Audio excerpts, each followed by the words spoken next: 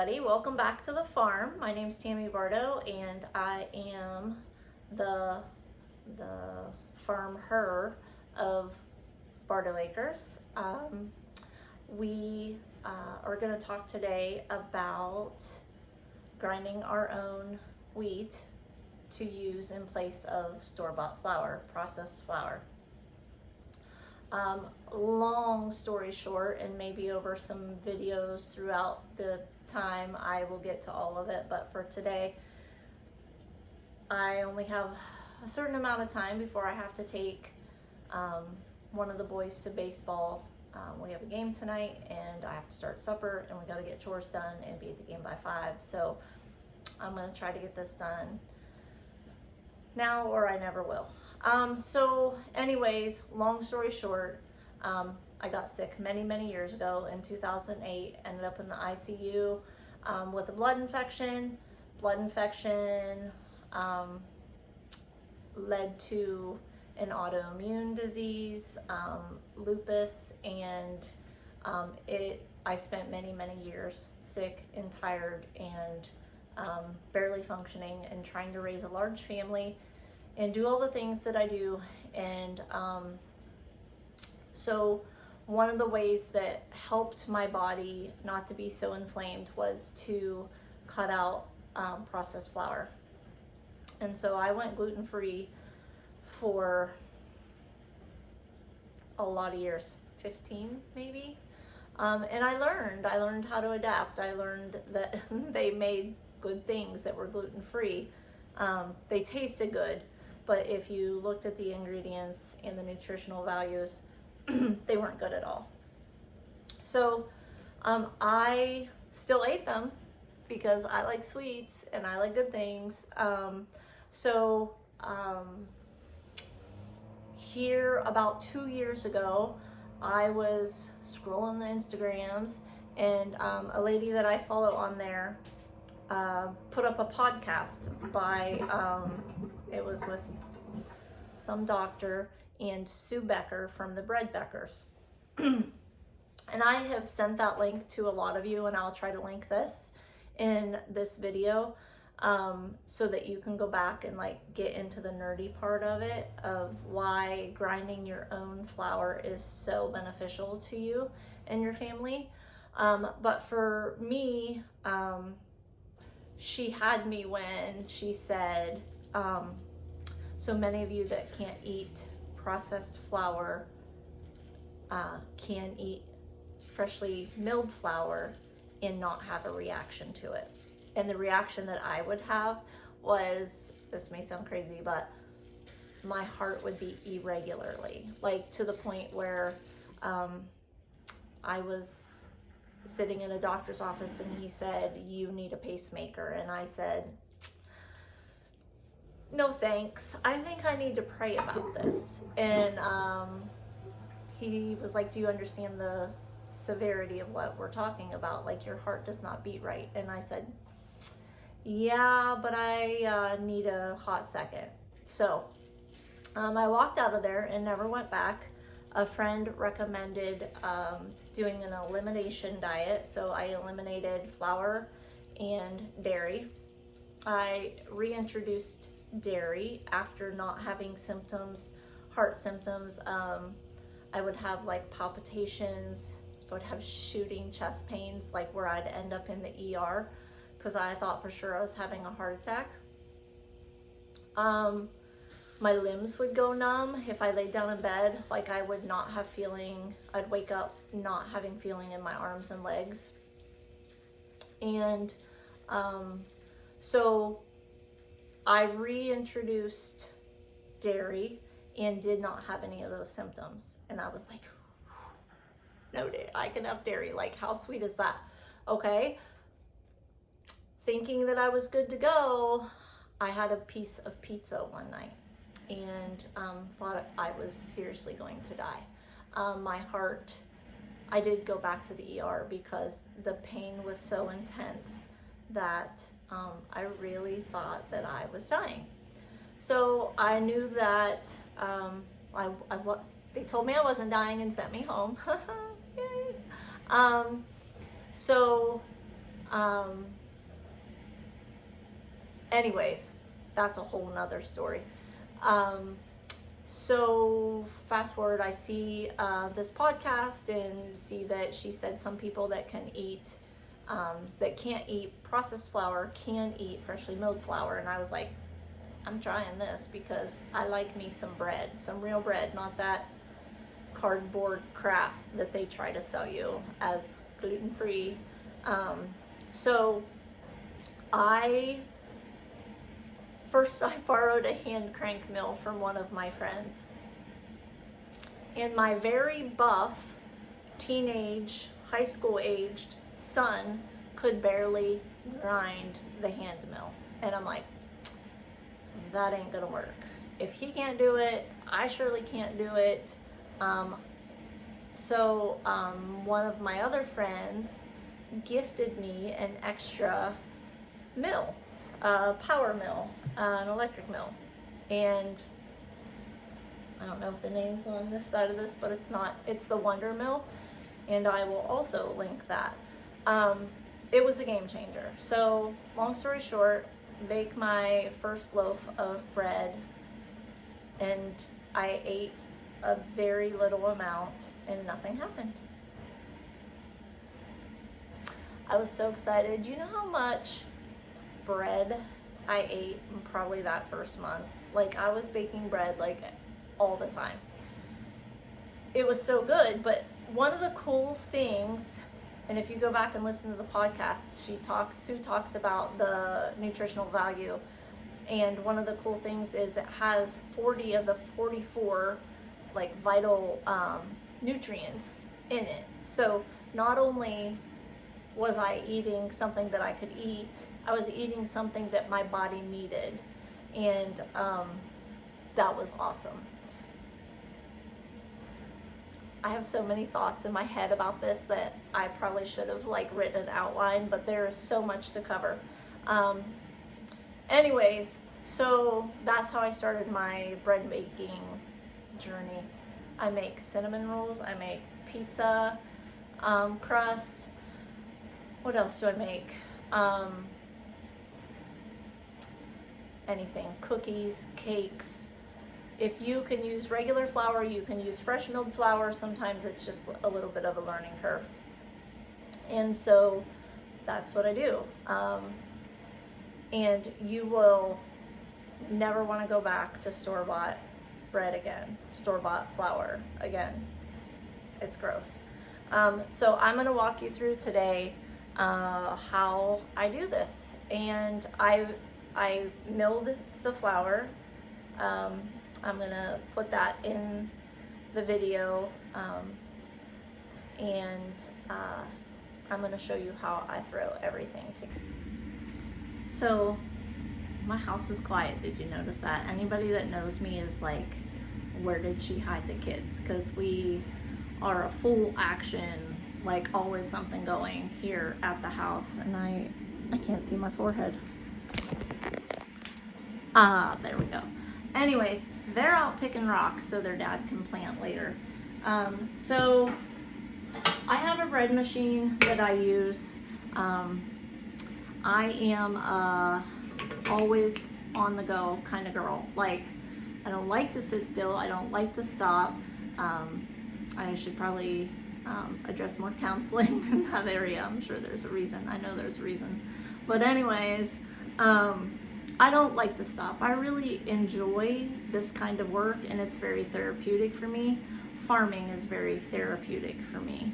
I love everything except pitching manure. I will never like that. No matter what, I hate pitching manure. So, anyways, I don't have a lot of time. And so I have always used a bread machine. And when I first got the bread machine years and years ago, before all of the grinding of the flour, I would bake it in the bread machine and just be like, this is gross. Like, I don't know how people eat bread out of a bread machine. I feel like it was just nasty. So I learned that I could put the bread machine on the dough cycle, and run the dough cycle and pull it out, throw it in a pan, let it raise, and I could stick it in the oven and have bread that tasted amazing. So that's what I do. Now I don't let it go the whole entire dough cycle. I let it mix and rise once, and then I pull it out and knead it myself, and then put it in my greased pan and let it rise. Start to finish, I don't know, with the machine doing the work, probably start to finish an hour. I don't know, I've never timed it. Maybe I'll do that today.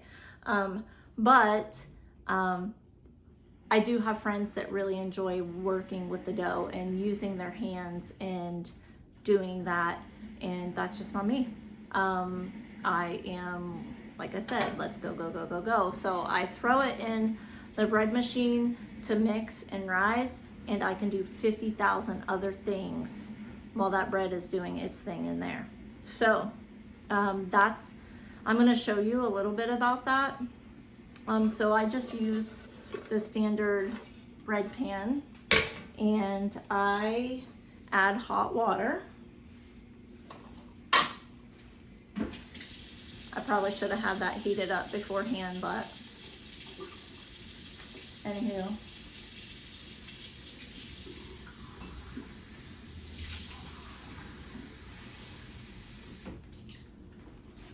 It's 1.5 cups of hot water, and if I remember, I'll link the recipe in the description. And then I use olive oil, and it is 1/3 cup olive oil. And I always do the olive oil before I do the honey, because then the honey just slides right out of your measuring cup. This is honey that we have here at the farm store. It's the best honey I've ever had. We get it from a friend. She supplies it here at the farm store. Her name is Susan Nutter, and she has Bees and Trees Farm, and brings us all this golden yumminess. And then look, if you put the oil in first, the honey just slides right out. So 1/3 cup oil, 1/3 cup honey. Need a little bit of salt, salty salt.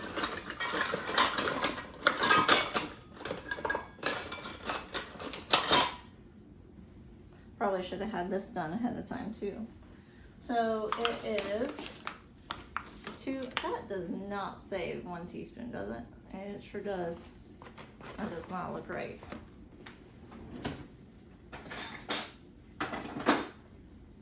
Who else has 50 million measuring spoons and can't find the one they need?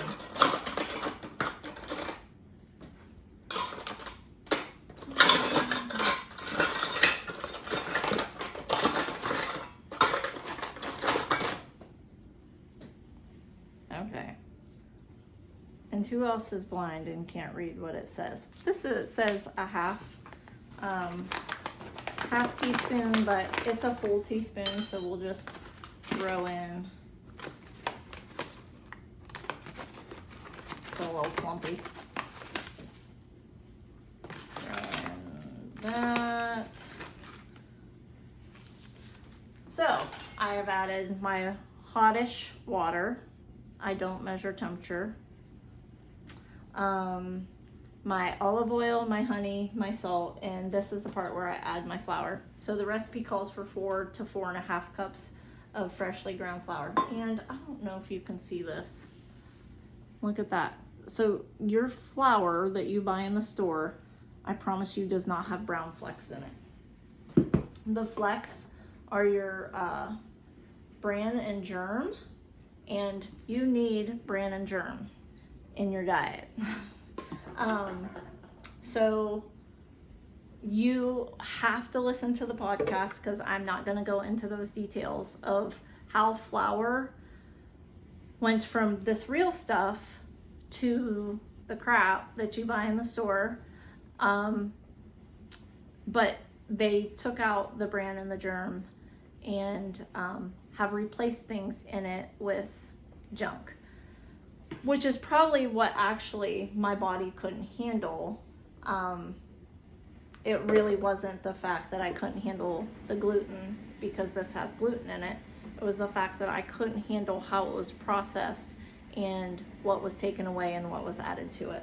So 4 to 4.5. I always start with 4 cups of flour, and I forgot my yeast.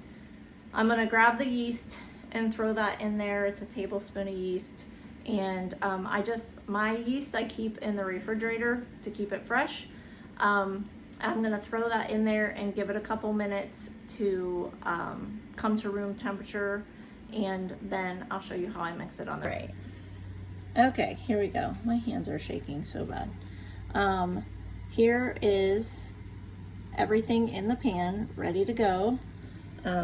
This did say dough on here, so I know that it is the 8th cycle, and it goes for an hour and 30 minutes. I pull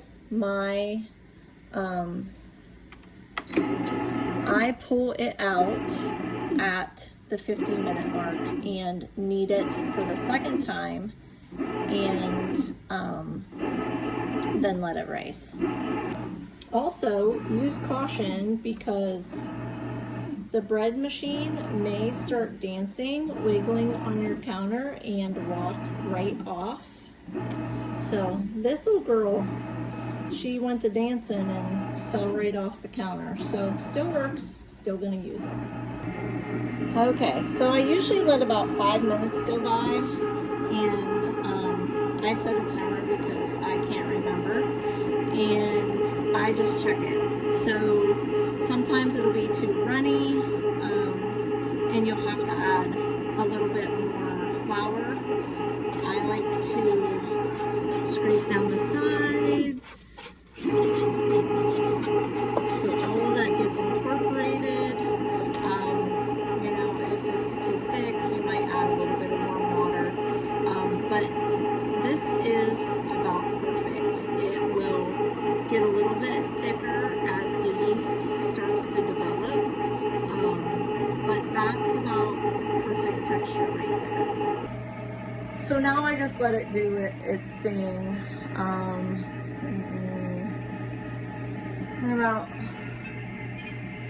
I'll set a timer for 35 minutes.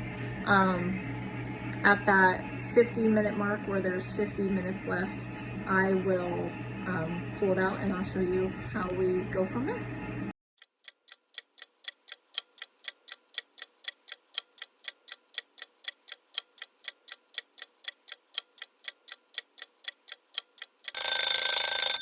Okay, so the bread is done doing its thing in the bread machine, or the dough, and that's what it looks like. I have already greased my glass pan, have my wax paper ready. If my dough is runnier, it feels like it needs more flour, I will sprinkle flour on the counter and knead it into the flour to make it a little bit thicker, more consistent with bread dough. If it looks like this, which is about picture perfect, I just either spray oil or put olive oil on the counter, get my fingertips a little greasy, pull that out, and you can't see that.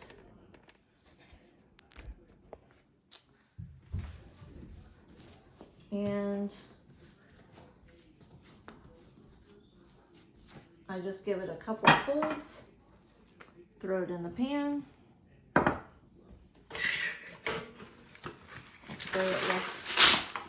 spray my wax paper,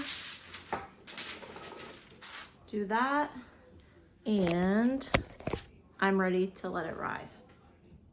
I let it rise 15-20 minutes. It depends on what the temperature of the house is. Sometimes I preheat my oven, and it's a gas oven, so if I put my bread towards the back of the top of the stovetop, the heat from preheating comes out and helps my bread to rise faster. So I was thinking about this as I was running Justin to the school to get ready for his game.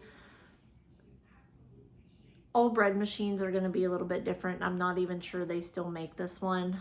I'll find one on Amazon and maybe link it in the comments that would be similar to this. As long as it has a dough cycle, it's going to work. So you're just gonna kind of have to, the first time or so, you're going to have to kind of follow your bread machine. Like, you're gonna have to pay attention. It's gonna do is it's mixing, and then it's gonna stop and let that rise, and then it's going to knead it again. And before it does that, the second time is when I take mine out. You are very, you okay, John? Come here. No, he has a bloody nose and has like stuff stuck up his nose.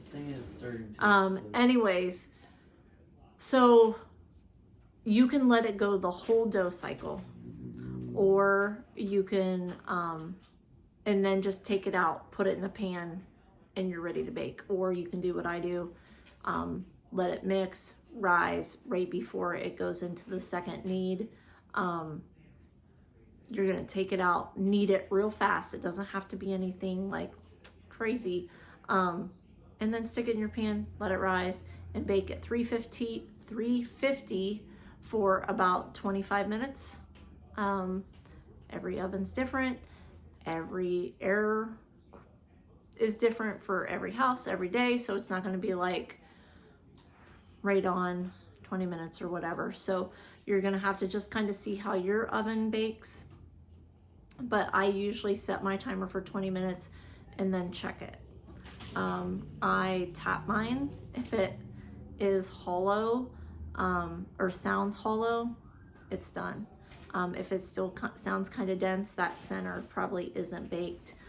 You don't have the air that in there. I don't know how to describe it, but if it sounds dense, it's probably not done. It's just another thing that you're gonna have to learn how to do with trial and error and practice. So I'm gonna let this rise while I go start supper and get it baking. Hopefully it'll be done before I have to leave to go out to the barn. So fingers crossed. Don't mind my dirty stove or real life here. So my oven just preheated to 350 and this bread is ready to go. So oh, well dang. Hey, look at that. I set pork chops in there to put on the stove and preheated the oven. Okay, we have to hide our meat. Okay, and it goes. Bye-bye. I hide the meat in there because if I turn my back, the dog will try to get it, and then I would have to be very upset. All right, we're at the 20-minute mark. Sounds pretty dense still. We'll give it a little bit longer. Okay, so I think it's done. I'm gonna take it out. I really don't have a choice right now because I gotta get to the barn and that has to come out of the oven. So there it is. That's how I make bread. You know, if you have any questions, you can reach out to me. Drop your questions in the comments section. I'm sure I missed things. I'm sure I'm like squirrel brain and started down one road and ended up in a forest, lost, trying to find my way. Anyways, so that's where we are. I've got mashed potatoes cooking for supper. Well, they're done. Stuff on the smoker for the meat. We're gonna have salad. We're gonna have fresh baked bread. I'm going out to do the chores with the kids because Kyle's planting corn, and we are going to try to get to Justin's game before it's over. Good day, folks. Thanks for watching.